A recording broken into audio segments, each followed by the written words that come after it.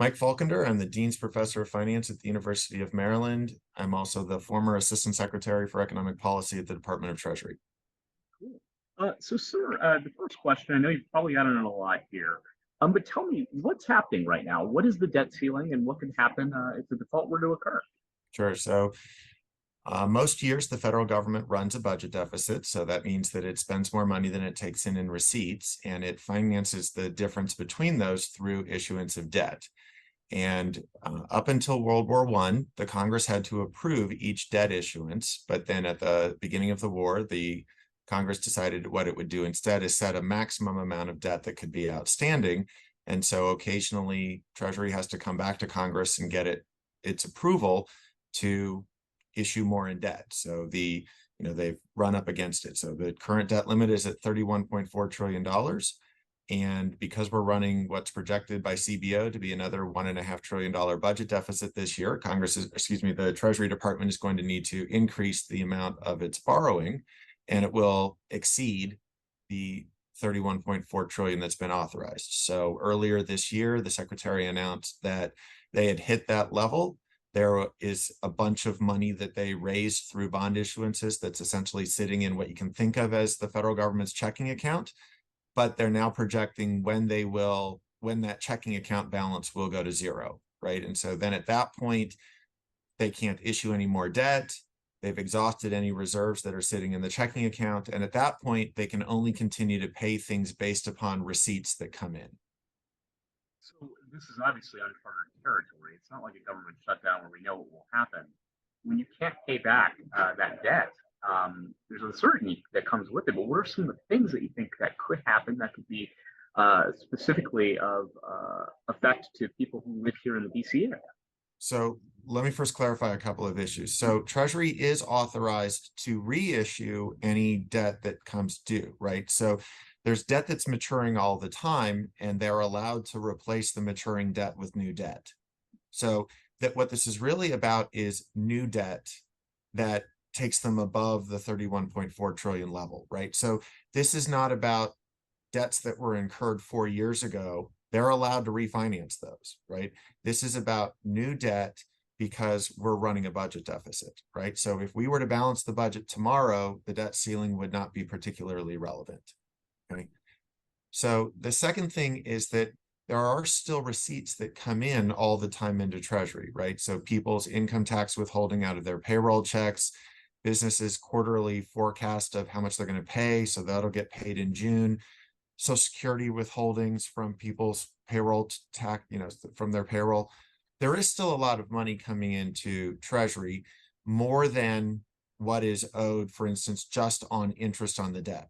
So, my understanding, and I am not a lawyer, I'm a PhD economist, but my understanding, having been at Treasury, is that you would have to pay the interest first. And then there's not going to be enough money left over to pay all of the other things that are authorized. And we've never been in that spot before. So there's potentially a lot of discretion that goes to the Treasury Secretary to identify which items are going to be paid in what order of priority, with the expectation that the 14th Amendment is pretty clear that you have to pay interest on the debt first. Okay?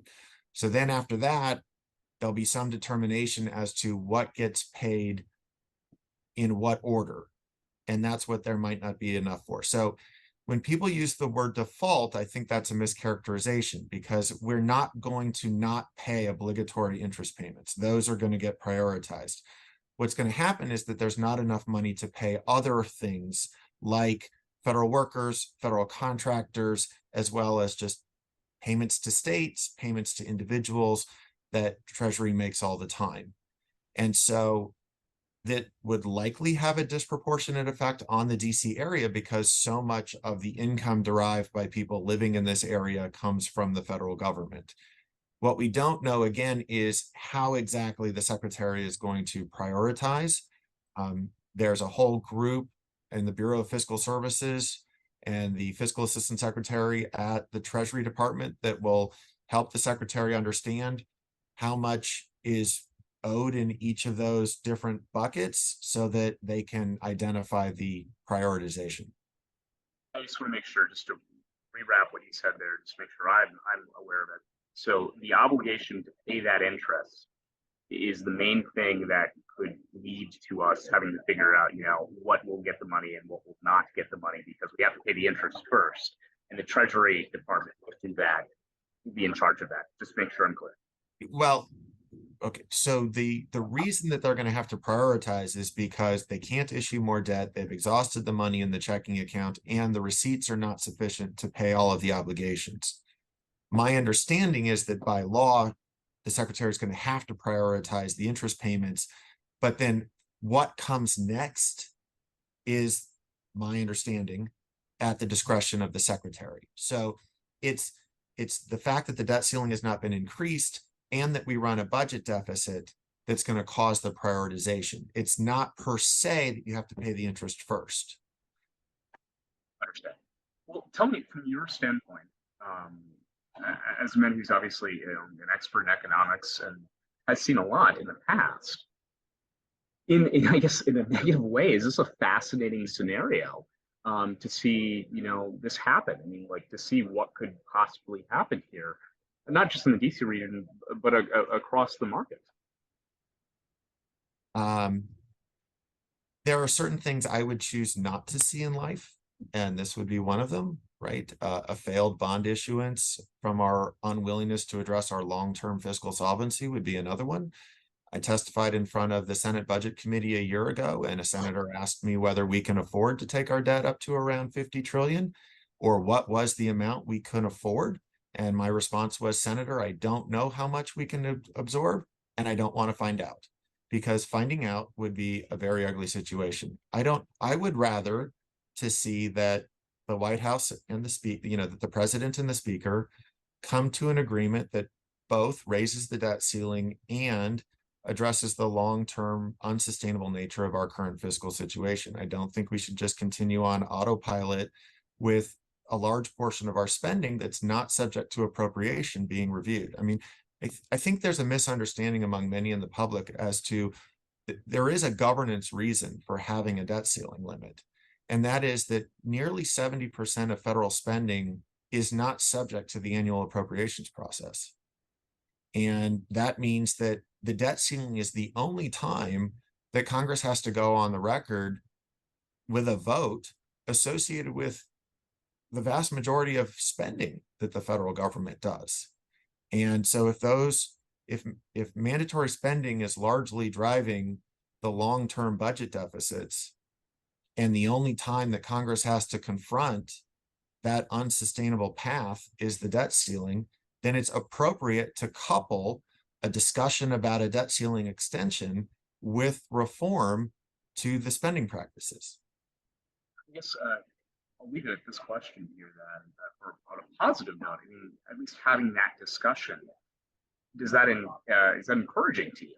At least that they're talking about presumably long-term strategies when it comes to fiscal strategies on behalf of the federal government. Do you think that's at least a good thing to come out of this? I do think it's a good idea to focus attention of Congress, the administration, and broadly the American people on the fact that we are on an unsustainable fiscal path, and that we do need to get things in order. So when I was assistant secretary, I had one of my responsibilities was to oversee the trustees process for Social Security and Medicare. And as we would remind the Congress every year when we issued the trustees report, and this has been true under Democratic administrations and Republican administrations, the earlier that we confront the fiscal imbalances that we have in mandatory spending, the less harsh are going to be any modifications, whether they be tax increases, changes in eligibility, changes in benefit amounts. But anytime you have a large economy like the United States, and you have fiscal deficits projected in the trillions of dollars as far as the eye can see, the earlier we confront those, the less onerous need be the changes that we make in order to bring things back into a sustainable path. So if this is the event that causes us to start back towards a path towards fiscal balance, then I think this debate is healthy. trying to think if there's anything else that there is one other thing. I mean, I guess this is still based off the hypothetical of what could happen with the Mhm. treasurer secretary and their decision making. But I was reading a CNN article not too long ago about places that are towns that have military installations in them, and the profound impact that could have on them. Just if, for example, the Treasury Secretary were to not place focus on Department of Defense spending, is that a possibility too? The more depend, so just as we talked about previously, when I mentioned that the DC region would be disproportionately impacted because of the significant percentage of income derived directly or indirectly from the federal government, that's going to be true of any geography where the primary employer is the federal government, be it military bases, be it a large federal department or agency has a significant presence there. The higher the portion of local dollars that come from the federal government, the more potentially impacted they would be, right? And so that's why one hopes that as Secretary Yellen and her team consider the prioritization, that we make sure to not disproportionately impact certain areas of the country more than others, right? That one chooses a profession for whatever reason, and one would hope that certain departments or agencies or professions are not unduly burdened were it to be the case that the president and speaker aren't able to reach an agreement. Sir, that's it for me. Is there anything else you think I should know? Um, I mean, my basic commentary, and admittedly, I was a member of the former administration, but I do remind people on a regular basis that the House of Representatives has passed a debt ceiling increase, right? It is the Senate that has not passed a debt ceiling increase. So the burden right now is not on the House. It is on the Senate to likewise come up with a debt ceiling increase so that the two houses can go to Congress and put something on the president's desk. So, I would hope that any rhetoric that comes out of the administration that says that the House needs to act, well, the House has acted, right? So we are waiting on Majority Leader Schumer to likewise put a debt ceiling bill on the Senate floor and pass one so that we can send it to conference.